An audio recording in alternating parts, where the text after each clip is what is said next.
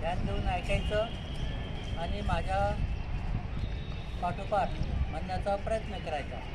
मी जसं म्हणेल तसं आपण या महापूजेमध्ये सहभागी व्हावं.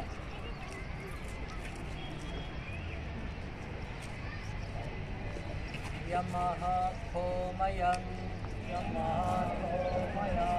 भगवन्तं शरणं गता यो नो भगवान् नस्साचमयं भगवतो धम्मं रोचेम अहोसि होसो भगवान् मध्यमेषु जनपदेषु हरिकेषु मनुष्येषु पन्नो भक्तियो जातिया गौतमो गोत्रेण सत्वयपुतो सत्यकुला पद्धतितो सदैव खे शोके समारके सब्रह्मणस्ते.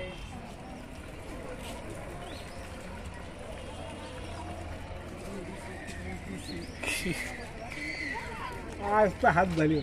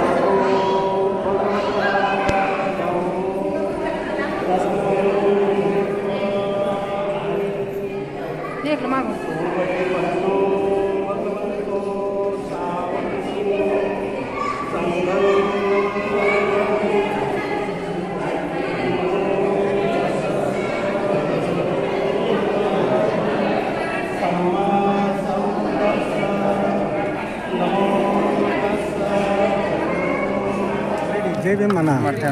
जय भीम. नमो बुद्धाय सर्वांना.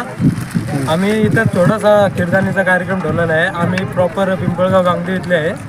आम्ही सलग हे 2 वर्षापासून इथं काहीतरी आयोजन करून मागच्या वेळेस पुलाव वगैरे होता, यावेळेस कीर्तन केले.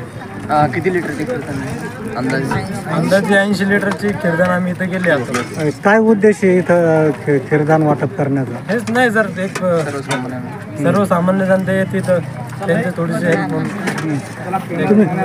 तुम्ही यापूर्वी गावात करत होता, तर इथं आलेत, तर पुढच्या भविष्य काळामध्ये पण कीर्तन वाटप किंवा असा कार्यक्रम? हो नाही सर, आता हे इथून पुढे रेग्युलर निघाले सर. आम्ही रेग्युलर करणार आहे. आम्ही पूर्ण 30 जण आलेलो आहे सर गावाकडून. गाव कोणतं गाव? पिंपळगाव गांगदेव, तालुका फुलंब्री, जिल्हा संभाजीनगर. याच्या पाठीमागे आता तुमच्या सोबत काही लोक पण आहे, त्यांचे कोण कोण आहे तुमचे? सर आयोजक म्हणलं तर माझे भाऊ सर मोठे, त्यांचं नाव अनिल पांडुरंग इंगळे.